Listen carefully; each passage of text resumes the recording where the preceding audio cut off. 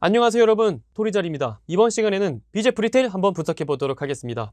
그럼 지금 바로 가시죠! BJF 리테일 연매출 5조 7,759억원, 영업이익 1,895억원, 당기손익 1,542억원, 국내 프랜차이즈 업계 최초로 1만 5점을 달성한 편의점 CU를 운영하고 있는 대한민국 편의점 업계의 리딩 컴퍼니입니다. CU의 탄생 이야기는 다음과 같습니다. 1983년 삼성그룹 이건희 회장의 장인인 홍진기 전 중앙일보 회장이 TV 브라운관 생산을 위해 주식회사 보광을 설립합니다. 보광은 편의점 사업 진출을 위해 1990년 일본 패밀리마트와 라이선스 계약을 맺고 서울시 송파구의 1호점인 가락시영점을 개점하면서 본격적인 편의점 사업을 시작합니다. 이후 편의점 체인화 사업을 목적으로 1994년 12월 1일 주식회사 보광 CVS 사업부에서 별도법인 주식회사 보광 패밀리마트가 설립이 되죠. 보광 패밀리마트는 업계 선도주자인 만큼 편의점 업계로서는 정말 다양한 시도를 많이 하는데 2002년 금강산 관광특구에 2004년엔 개성공단 지구에 진출하는가 하면 2007년 24시간 고객센터를 도입하고 2009년에는 업계 최초로 이동형 편의점인 트랜스포머를 출점하는 이색적인 경영 전략을 펼칩니다.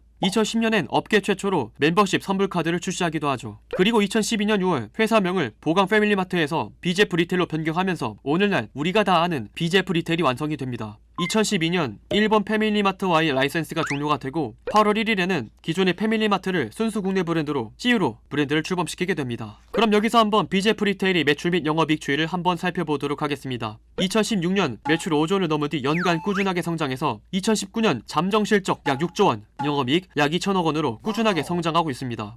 재무제표를 살펴보면 BJF 리테일의 계열사로 BJF 리테일, BJF 로지스, 시펙스 로지스틱, BJF 푸드가 있는데 이 중 BJF 리테일이 전체 매출 비중에서 차지하는 비중이 96.8%로 사실상 편의점 부분에서 대부분의 실적을 이끌어가고 있습니다. 그런데 우리가 알기로는 현재 이커머스의 발달로 인해서 오프라인 유통들이 대부분 박살이 난 것으로 알고 있는데 BJF 리테일은 오히려 매출도 잘 나가고 3월 25일 최근 BJF 리테일의 정기조총 공시를 보니까 태양약 발전업, 의약품 경영 컨설팅, 소프트웨어 개발, 프로그래밍 등의 신사업 추가 정관 변경을 진행하면서 신사업 확대까지 나서고 있습니다. 편의점에서 그치지 않고 태양광과 의약품? 우리가 쉽게 할 수 없는 BJF 형들의 목표가 있다는 거예요. 그래서 이번 시간에는 여러분들이 다 아시는 편의점 이야기 말고 그래도 어디 가서 편의점 썰 풀 때 좀 있어 보이는 그런 이야기 한번 해드리도록 하겠습니다. 우선 국내 편의점 사업을 간단하게 이해하시고 본론으로 들어가도록 하겠습니다. 현재 국내 편의점 산업의 규모는 2018년 기준 23.6조 원으로 추산되고 있으며 2013년 대비 2배 정도로 시장 규모가 커졌습니다. 전체 편의점의 점포 수는 약 4만여 개로 지속적인 시장 성장을 유지하고 있고 현재 포화 상태에 이르러서 성장세는 다소 주춤하고 있는 상황입니다.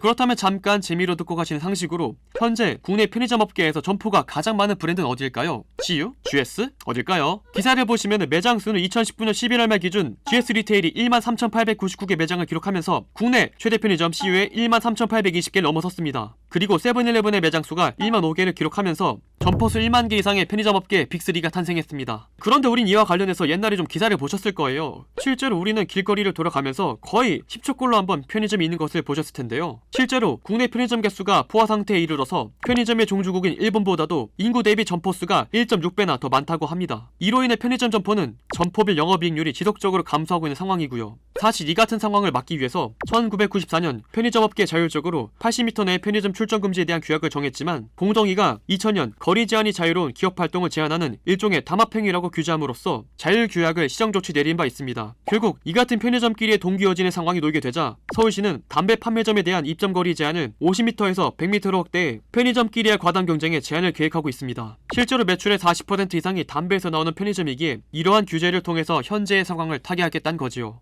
하지만 우린 의문이 듭니다. 사실 표면적으로 봤을 때는 이미 포화 상태고 그리고 점포당 매출 감소 리스크가 너무나 크거든요. 그런데 그럼에도 불구하고 편의점 업계에서 이만큼 점포 수에 신경 쓴 이유는 무엇일까요? 이것을 잠깐만 설명드리면 기본적으로 편의점 체인화 사업은 인프라 구축을 통해 매장 수를 확보할 수 있게 하고 어느 적정 수의 매장 수를 확보하게 되면 구매 협상력을 강화할 수 있어 원가율의 안정화를 통해 안정적인 이익을 확보할 수가 있고 마케팅을 통한 인건비, 광고비, 판촉비, 일반 관리비 등의 각종 경비 절감 효과를 기대할 수 있기 때문입니다. 즉 규모의 경제가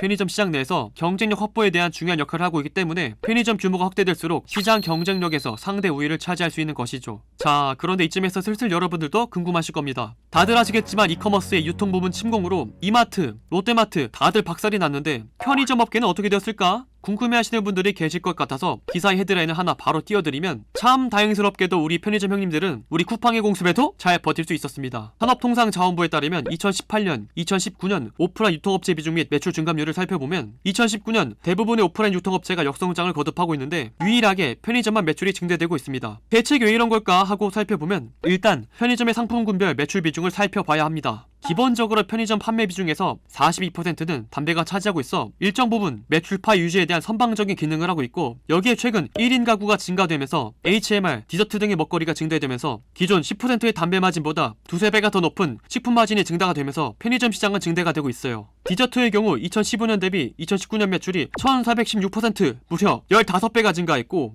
기존의 식사 대용으로만 시장을 진입했던 HMR이 이제는 냉동 야식으로 인기가 늘면서 시장 규모를 더욱더 확대해 나가고 있습니다. GS25에 따르면 2019년 9월부터 12월 냉동 HMR의 비중은 전년 동기 대비 45.5%나 증가했고, 실제로 찹쌀탕수육, 칠리새우, 크림새우 등 요리형 메뉴가 HMR 카테고리 60여 종 중 매출 상위 7위 안에 들며 HMR로 새롭게 부상하고 있습니다. 자, 이와 같이 편의점 업계가 개별적인 고객들을 섭렵하자 콧대가 높던 화장품, 식품, 유통업계 1위들도 이들에게 최근 러브콜을 보내고 있습니다. LG 생활건강은 CEO와 손잡고 10대와 20대를 겨냥한 색조 화장품 마이웨이 블링피치를 선보이는가 하면, 라면업계 1위 농심도 2017년 말 CEO와 함께 얼큰한 토마토 라면, 매콤 너구 보나라, 투규게장 등 편의점 전용 제품을 출시하기도 했습니다. 전 안 사봐서 잘 모르겠지만 믿거나 말거나 2015년부터 2019년까지 CEO의 화장품 평균 매출 신장률은 무려 12.6%에 달한다고 합니다. 이러한 흐름새로 TV 프로그램 중에는 편스토락이 나와 편의점 음식을 개발하며 실제로 출시를 이뤄갈 정도로 편의점 업계는 정말로 호조를 보이고 있습니다. 다른 오프라인 형들이 구조조정 당하고 쿠팡 형들한테 주어터지고 있을 때 편의점 업계 형들은 완전히 남일처럼 평화로움 속에서 지내고 있는 것이죠. 자, 이렇게 편의점의 상황은 매우 좋아 보이긴 하는데 편의점 업계를 이끌고 있는 CU와 GS25의 경영은 어떨까요? CU의 경우 아까 정관 변경 내용을 말씀드린 것처럼 8개의 신규 사업을 추가하면서 해외 사업 확대를 통해 기존 편의점 사업의 외형 확장을 키울 것으로 전망이 되고 있습니다. 하지만 여기서 주목할 만한 점은 8개의 신사업 중 의약품이나 상표, 컨설팅, 소프트웨어, 시스템 등 이 같은 신사업들은 IT 융합과 무인 점포 등을 기획하는 것으로 추정이 됐는데, 태양광 쪽까지 추진을 하는 것을 보면 아무래도 해외 시장에 진출을 하면서 태양광을 통한 컨셉트 점포를 내어놓지 않을까 싶습니다. 현재 국제적으로 친환경이란 키워드가 대두되고 있는 만큼 해당 진출 시장에서의 진입 장벽을 낮추려는 것 같아요. 이렇게 CU는 편의점 자체적으로의 외형 성장에 기대가 되고 있습니다. 그러나 이 반면에 국내 최대 점포수를 데려가고 있는 GS 리테일의 경우 내실을 강화하는 경영 전략을 펼치기로 했습니다. 실적을 살펴보니 GS 리테일은 2019년 매출 9조 69억 원, 영업이익 2388억 원으로 전년 대비 매출 3.6%, 영업이익은 23.5%가 늘었습니다. 당기순이익도 2018년 대비 8.5% 증가를 기록했다고 합니다. 이것만 보면 GS 리테일이 굳이 내실을 따질 필요가 없는 것 같아 보이긴 하지만, 사실은 다들 아시겠지만 오프라인 유통시장의 침체로 슈퍼마켓과 H&B 스토어가 부진을 겪고 있었습니다. 2019년 GS 리테일의 슈퍼사업부의 매출은 1조 4,755억 원으로 전년보다 2.15%가 감소했고, 영업손실은 289억 원으로 적자를 기록했습니다. H&B 부문의 랄라블라 역시 매출 1,628억 원, 영업손실 역시 159억 원을 기록하면서 적자를 이어갔죠. 편의점 사업을 통해 실적을 이끌어가고 있지만 슈퍼마켓과 H&B 시장에서 시장을 함께 체감하고 있는 GS 리테일이기 때문에 다소 보수적인 경영 전략을 펼치고 있는 것으로 보여집니다. 자, 여기까지가 편의점의 현재였고, 그렇다면 앞으로 편의점의 미래는 어떻게 될까요? 편의점 사업에서 가장 큰 화두는 두 가지입니다. 최저임금 인상으로 인한 인건비 부담과 포화 상태에 이른 시장에서의 생존 전략입니다. 우선 최저임금 인상부터 살펴보면 편의점 업계는 이를 대응하기 위해서 무인 편의점의 출점수를 증대시키고 있습니다. 편의점 업계에 따르면 CU와 GS25, 세븐일레븐, 이마트24, 미니스톱 등 전국 43,000여 개의 점포 중 무인 시스템에 적용된 점포 수는 2019년 9월 기준 147개라고 합니다. 무인 점포 비중은 0.3%에 불과하나 2019년 초 30여 개에 불과했던 것을 감안하면 확산 속도는 5배로 빠르게 늘어나고 있습니다. CU가 운영하는 하이브리드 매장은 2019년 초 6곳에서 9월까지 70여 곳으로 10배 이상 늘었고, 이 같은 무인 점포에서 미래를 나아가야 할 방향을 잘 제시한 사례는 2017년 롯데 세븐일레븐이 내어놓은 편의점 시스템은 미래의 편의점 업계가 지향해야 할 시스템을 내어놓았습니다.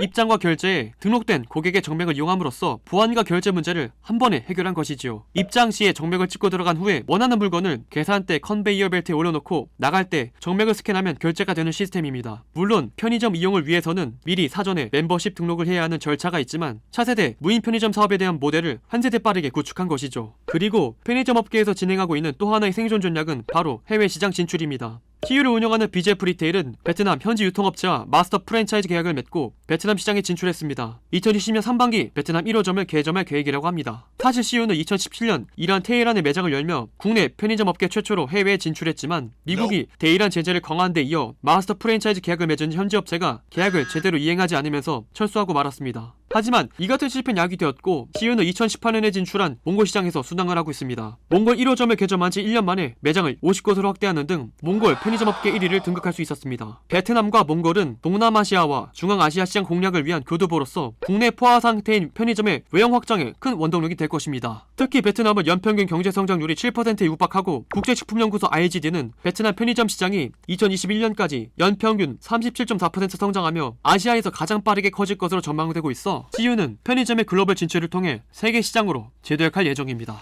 사실 쿠팡 형님들의 직격탄으로 오프라인이 다 망가졌지만 편의점 업계는 은근히 잘 버티고 있었습니다. 쿠팡 형들의 침공에도 잘 살아남은 업계라 볼 수 있겠죠. 사실 산업의 사이클 자체가 1인 가구가 증가하고 HMR이 증가하고 있고 이런 산업 형태가 계속 이뤄지고 있기 때문에 편의점 자체로는 그래도 아직까지는 그래도 견조한 실적을 보여줄 것으로 예상이 되고 있습니다. 하지만 현재의 단점은 국내 시장이 너무 이미 포화가 되어 있고 그리고 이익률 역시 매우 떨어지고 있다는 점입니다. 그래서 앞으로는 어떻게 더 시장을 확대해 나가느냐 그리고 어떻게 더 이익을 개선해내느냐 이 두 가지 중점으로 편의점의 미래가 결정될 것으로 보여집니다. 특히나 BJF 리테일 CU가 진출하고 있는 베트남 시장 역시 앞으로도 고도 성장으로 더욱더 신시장 확대가 기대되고 있기 때문에 베트남 진출이 잘 성공되어서 외형 성장 잘 이끌 수 있을 것이라고 믿습니다. BJF 리테일 CU 요즘 저도 잘 이용하고 있습니다. 1인 가족, 이코노미 세대가 증가하는 시대 속에서 확실한 상품력, 접근성, 편의성을 통해서 앞으로도 승승장구하는 대한민국의 리테일 기업이 되길 바라겠습니다. 오늘의 영상은 여기까지입니다. 영상의 내용이 좋았다면 구독과 좋아요 한 번씩 부탁드리고 있습니다. 그리고 전 여러분들의 모든 댓글을 달고 있습니다. 원하시는 기업과 산업을 말씀해 주시면요. 매주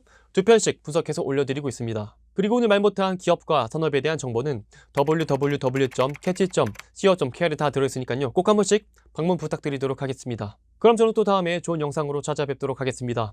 그럼 다음에 또 만나요. 안녕!